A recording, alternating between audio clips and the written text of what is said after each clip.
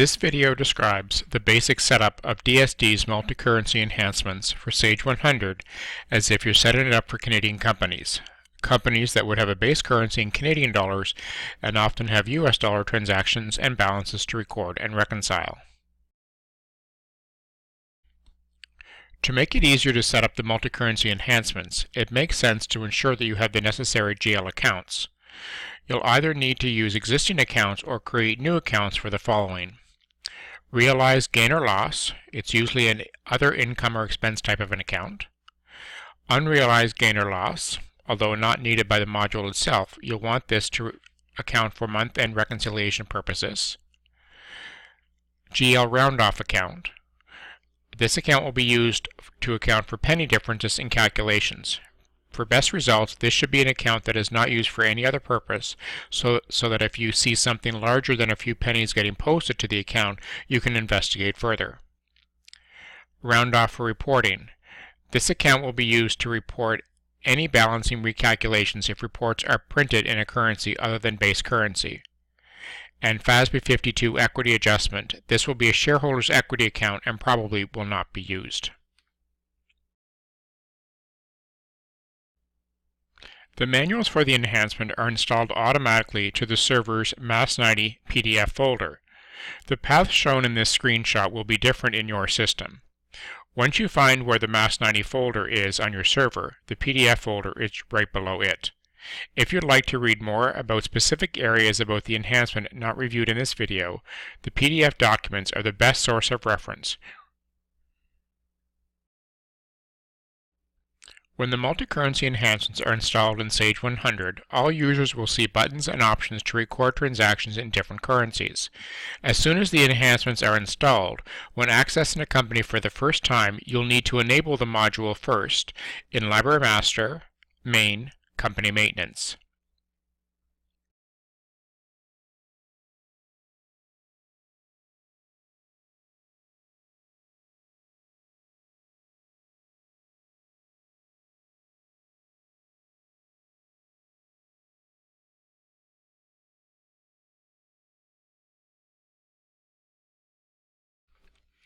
Although multi-currency may be enabled, additional currency transactions can only be recorded if the currency is set up in currency code maintenance.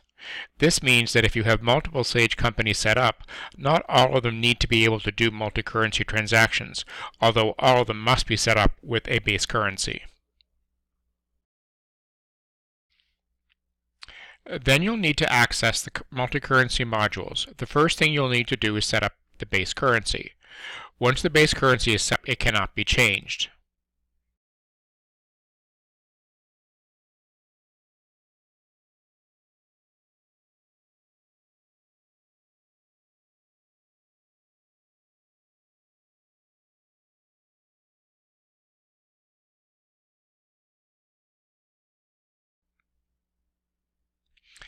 In the multi-currency option screens, there are a few options to set.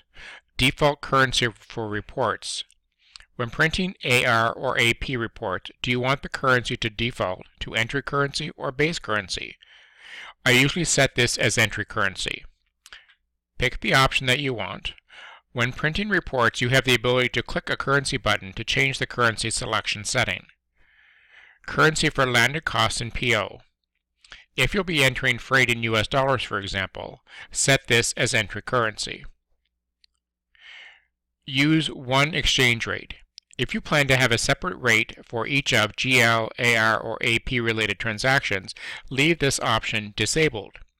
If you plan to use one rate for all transaction types, it'll make it easier if you enable this option. The GL round-off account should be set to record penny differences in exchange calculations that are posted to the GL.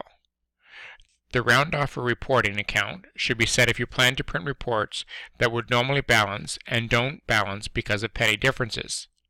This last account is used for reporting presentation only. Nothing should ever be posted to this GL account. On tab 2, FASB 52, enable the option for FASB 52 translation required and set the FASB 52 currency code as USD. Set the FASB 52 equity adjustment account. although for our purpose it won't be used. So what is FASB 52? This is an American accounting concept that we'll be using for our own purpose here in Canada. In English, we plan to use this to assist with reconciling US dollar accounts, bank, AR, and AP, in both Canadian dollars and in US dollars. How we use this will be explained in more detail in another video, so for now, just set it to US dollars because I said so. Tab 3 will be set automatically as you go into and convert each module. Tab 4 will be available only if you have purchased the enhancement for auto currency downloading.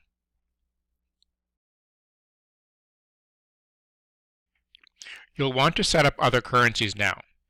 Go to Currency Code Maintenance and set up USD. Make the appropriate settings, and then in the bottom grid, create the earliest exchange rate. Set a rate for the oldest dated transaction that you plan to enter after this point. For example, if today is July the 10th, and you plan to enter transactions back in June, set the oldest rate as June the 1st. If you try to do a transaction with a date earlier than this, you'll get an error message.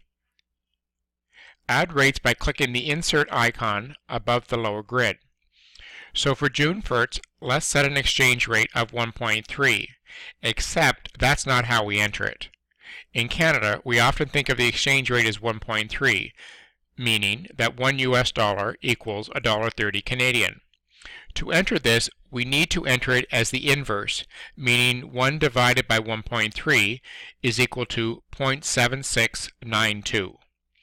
Notice that you can enter up to 8 decimal points.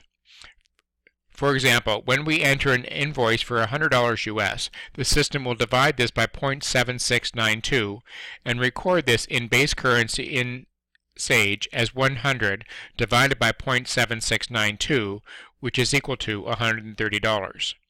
While we're here, let's enter another exchange rate for July 1st as 1.35, rather 1 divided by 1.35, which is equal to 0.74074. How often you update exchange rates is entirely up to you. Some clients set a rate at the start of the month and leave it at the same all month. Some update the rate daily. The decision is entirely up to you. One more thing while we're here. The year that displays is the calendar year, not the fiscal year. It's simply an easy way to display rates. You can enter rates for any date you want, even if the drop-down year is incorrect.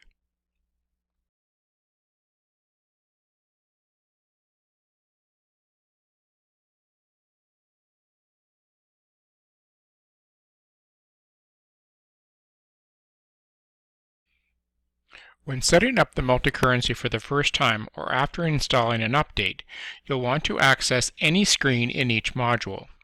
I'm going to go to Accounts Receivable, Main, Customer Maintenance.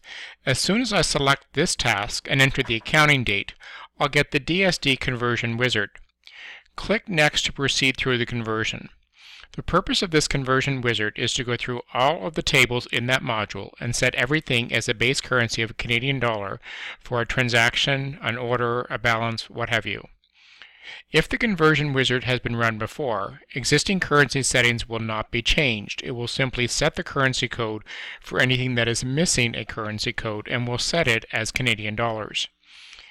If you ever see this conversion wizard, you really have no choice but to proceed through the conversion. So click Next and let it do its thing. At this point, I'm going to access the first task in each module, GL, AP, PO, SO, IM, etc., and run the conversion wizard for each one. I'm going to pause the video while I do this, but trust me, all I'm doing is accessing the first task in each module and then clicking Next. Depending on the amount of data in your system, this may take some time. Of course, it should be said that while setting up and running these conversion utilities, you should be the only user working in Sage in this company code at that time.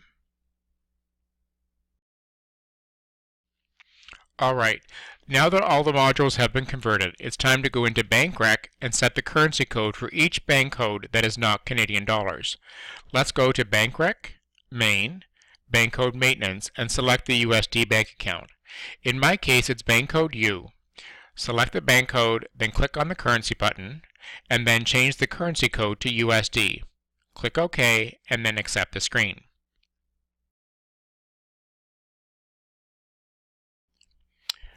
Next, we need to go into Accounts Payable, Setup, Division Maintenance, and select each division, and in the Currency button, enter the Realized Gain/Loss account and the Round-Off account. Do this for every division, including a division for your Canadian vendors. I've modified my lookup list, and you can see that I've added all divisions with the same GL account for Realized Gain and Loss and the same account for Currency Round-Off.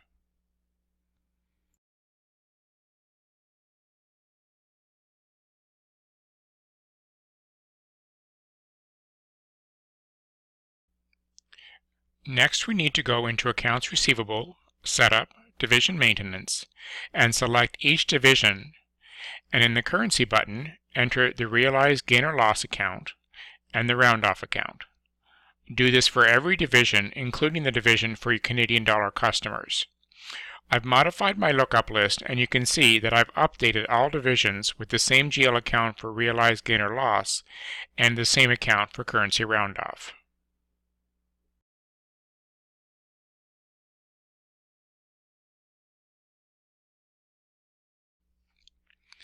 When you ran the conversion, the purpose was to set Canadian dollars in all the relevant places in the data files. Let's take a look at vendors to see how they look. Let's go to Accounts Payable, Main, Vendor Maintenance, and take a look at the first vendor. You'll notice a new button on the screen that says Currency. Click that button and you'll see some new settings. Default entry currency is as the name suggests. When entering a new invoice, what currency do you want to use by default? We often set the historical currency to be the same as the default entry currency. For example, when you look at invoices in the Invoice tab, do you want to see the amounts in base currency, Canadian dollars, or in a different currency? Normally the entry currency is the most logical choice. In many screens, you do have the option to change the view of the currency from entry to base. We'll examine that later. Although the module allows you to have a single vendor that has transactions in both Canadian and US dollars, my recommendation is not to do this.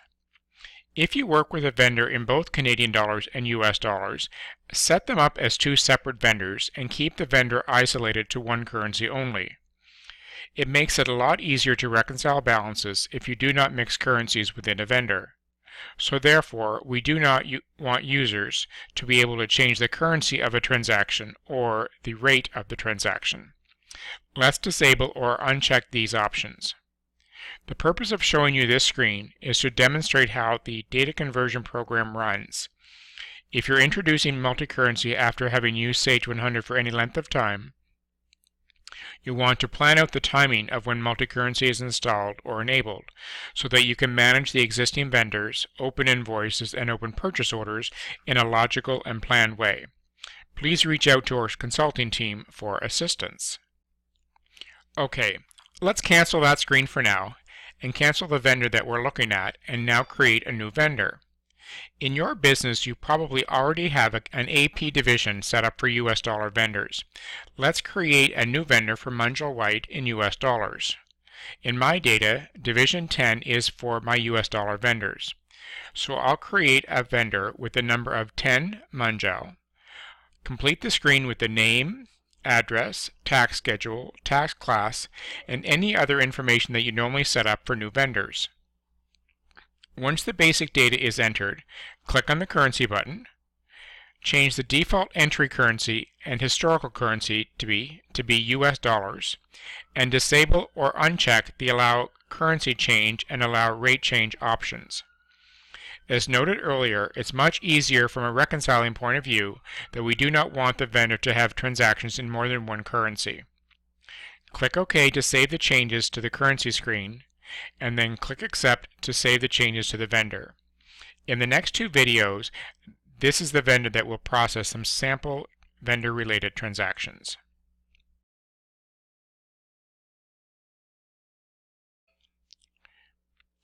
Now let's repeat the process for customers. Let's go to Accounts Receivable, Main, Customer Maintenance, and select the first customer. Then click on the Currency button and notice the same settings were set as part of the data conversion. Default entry currency is as the name suggests. When entering a new invoice, what currency do you want to use? We often set the historical currency to be the same as the default entry currency. For example, when you look at invoices in the Invoice tab, do you want to see the amounts in base currency, Canadian dollars, or a different currency? Normally the entry currency is the most logical. In many screens, you have the option to change the view of the currency from entry to base. Although the module allows you to have a single customer that has transactions in both Canadian and US dollars, my recommendation is not to do this. If you work with a customer in both Canadian dollars and US dollars, set them up as two separate customers and keep the customer number isolated to one currency only. It makes it a lot easier to reconcile balances if you do not mix currencies within a customer. So, therefore, we do not want users to be able to change the currency of the transaction or the rate of the transaction. So let's disable or uncheck these two options. The purpose of showing you this screen is to demonstrate how the data conversion program runs. If you're introducing multicurrency after having used Sage 100 for any length of time, you'll want to plan out the timing of when multicurrency is installed or enabled so that you can manage the existing customers, open invoices, and open sales orders in a logical and planned way. Please reach out to our support team for assistance. Okay, let's cancel that screen for now and cancel the customer that we're looking at and now create a new customer. In your business, you probably already have an accounts receivable division set up for your US dollar customers. Let's create a new customer for Munjal White in US dollars. In my data, Division 10 is for my US dollar customers, so I'll create a customer with the number of 10 Munjal. Complete the screen with name, address, salesperson, tax schedule, and any other information that you normally set when creating a new customer, and then once the basic data is entered, click on the Currency button. Change the default entry currency and historical currency to be USD, and disable or uncheck the currency change and allow rate change options.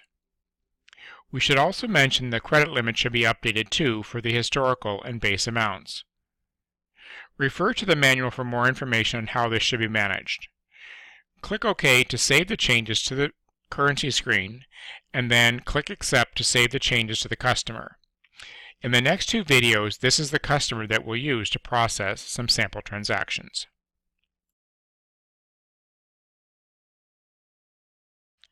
That's it for the basic setup of multicurrency. The next video in this series will review processing of basic transactions in US dollars and how they are recorded in Sage 100. Thanks for watching. If you have any questions on the contents of this video, please reach out to our support team by sending an email to websupport@munjalwhite.com.